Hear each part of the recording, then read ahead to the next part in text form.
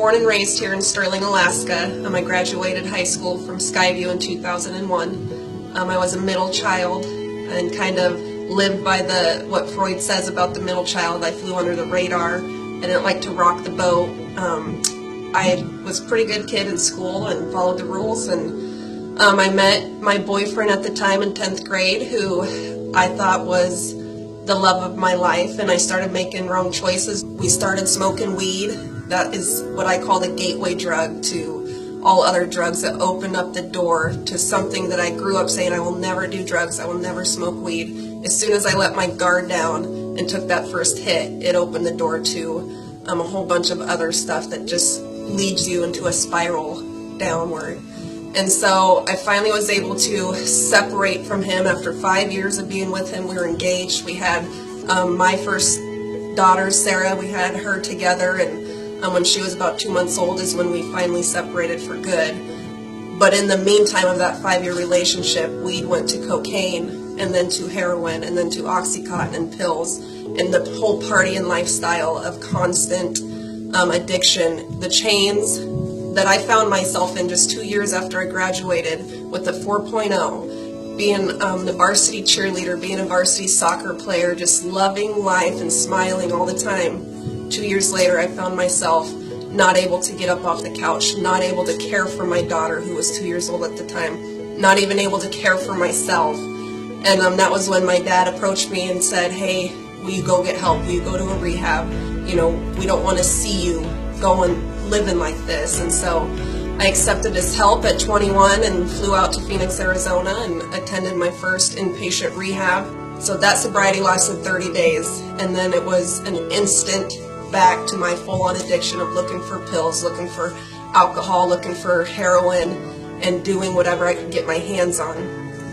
Me and my husband ended up dating for 9 months. He had a son that was 8 years old. My daughter was 2 years old. Up to that point, my man picker had been broken. I was picking the worst men, the ones that were abusive, the ones that were living the lifestyle of running and gunning. And when I found this guy, I just knew that I wanted to spend the rest of my life with him. He held doors open for me. He loved my daughter like no one else had before. He loved his son with such a passion that I instantly fell in love with him. And we dated 9 months and got married in Ohio in 2006, and still fully in my addiction. My husband was not an addict. He was what we call a normie.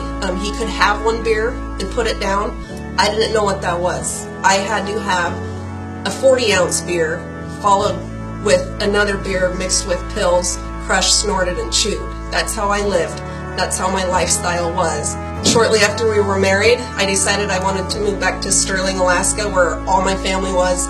I was deep in my addiction. I wanted help. I was depressed. It was dark, dark, dark. I would pass myself out at night, chugging whiskey and chewing, snorting, smoking pills. And then when I would wake up in the middle of the night at 2 in the morning, withdrawing and sick, I'd have to start looking. I'd have to start making phone calls and texts and figuring out where am I going to get my next hook. And this come to a point where Trent, our son, was about 18 months old, and my husband said, we had been married 4 years, and he said, it's enough. I'm done. I can't live like this anymore. I remember saying, wait, I don't want you to leave. I don't want you to take the kids. Let me have one more chance. Let me go back to a rehab. And he said, okay, you can. You know, I'm going to wait around. I've got hope in you. And so I went to our local rehab here on K Beach and got a bed, got moved right in, and did 33 days inpatient there at that rehab. And for the first time in 8 years, I felt like I had hope. I felt like that there was a chance for me. My sister would pick me up on Sundays from there and take me to a church, Kenai New Life, on Sundays, even though I was in rehab and I didn't know what living for Christ looked like. I didn't know what surrendering my life looked like, but I knew that every time I came into this building, this wave of peace came over me, and I felt something that I'd never felt before, and I wanted that 24/7. I wanted that all the time, not just on a Sunday morning. And so I graduated that rehab and started doing my intensive outpatient therapy. I went to 90 meetings in 90 days. I'm working the steps, working my program. Long story short, I was able to stay sober for 9 months, and then I relapsed. I went to the store. It was my 26th birthday, and I decided I am going to have a beer and celebrate my birthday, my golden birthday on April 26th, turning 26. And so I went in, and being an addict, I didn't get a 12-ounce beer. I got a 44-ounce Colt 45 and was wasted within 15 minutes. And within an hour, I was looking for dope, looking for pills. So I went back into a full relapse. For 3 months. I was using heroin and pills and alcohol again. And I remember showing up to my sister's house. I had done a lot of black tar heroin that night, and I showed up to my sister's house in an overdose state, throwing up, not being able to breathe. And she brought me back to the rehab facility and said, can you help her? Should I take her to the hospital? And they said, Jen, can you be here in the morning at 10 o'clock with your bags? If you can be here in the morning, we've got a bed for you. So here I come, June 26, 2009. I walk into the rehab facility for my 3rd time. My head couldn't be any lower. I was a defeated, hopeless, drug-addicted wife, mother, daughter, sister, friend. That's what I thought my life would be. If I lived, I knew that that's what I would be the rest of my life. And so I remember walking to my room and a girl saying on my way by, hey Jen, where's your Jesus now? Because in that 9 months of sobriety, I was going to church, I was reading my Bible, I was praying for people, but I wasn't ready to fully surrender to Christ. And when she said that, it was as if I was punched straight in the stomach, and I just walked to my room and got in bed. It wasn't until 2 days later, June 28, 2009, where the presence of God woke me up at 6 in the morning, where the truth visited my rehab facility room at 6 in the morning and said, Jen, remember that verse that you learned as a little girl in VBS camp out of Psalms? It's thy word is a lamp unto my feet and a light unto my path. And that just kept running through my mind, and I'm laying in bed, and so I started humming it because I knew it as a song. And it got stronger, and his presence got stronger, and so I got up and I started walking around my rehab bedroom, and I started saying it out loud, and my roommate rolled over and said, Jen, what are you doing? Go back to bed. And I said, I can't. I'm surrendering my life to Christ. And I got on my knees that morning at 6 in the morning. I remember raising my arms to the sky and hitting my knees and saying, Jesus, as hard as I pursued my drugs and alcohol, which was 24/7, I lived it, I ate it, I breathed it, I slept it. As hard as I pursued that, God, I'm going to pursue you with all that I have and with all that I am. And on my knees that day, Jesus Christ set me free. June 26, 2009 is my sobriety birthday, but June 28th to me is my eternity birthday. That is the day that I was set free.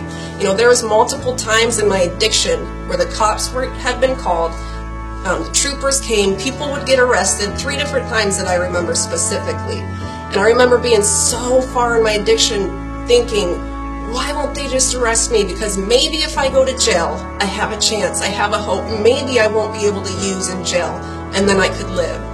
Well, now that I'm 6.5 years sober, delivered by the grace of God, He has put ministry into me. He has put a passion to know God and to make Him known throughout all of Alaska. Man, my heart burns for the state of Alaska, for those that are in addictions to drugs and alcohol, for those that are struggling in those chains. And so now I get to go into the prison here locally in Kenai, and I'm the female chaplain out there. I have been for just a little over a year, and I get to coordinate retreats for the women, and I get to bring Bible studies into the women, and I get to go into the dorms and sit with women and weep with women and pray with women and say, yeah, I've been there, I know what you're going through. Everything that they have done to get arrested, I have done. But God's seen a bigger picture. He's seen that He was going to use me, that I was going to surrender and be used mightily in the prison system. And so looking back, I can see how if I had been arrested, I might not be where I am now. But that's just a little bit of it, man. My life, my marriage was on the rocks. It was going to end. And now next month, like I said at the beginning, we're going to celebrate 10 years. And that is a miracle.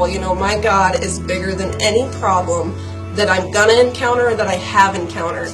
And my heart is someone watching this right now, someone that just stumbled across this video maybe on Facebook or online, that you will surrender, that little bit that you have been holding on to, that you will 100% get on your knees and raise your arms and surrender to the King of Kings and the Lord of Lords, the one that can move mountains, the one that can set the captives free, the one that can make you thrive in life and not just survive anymore.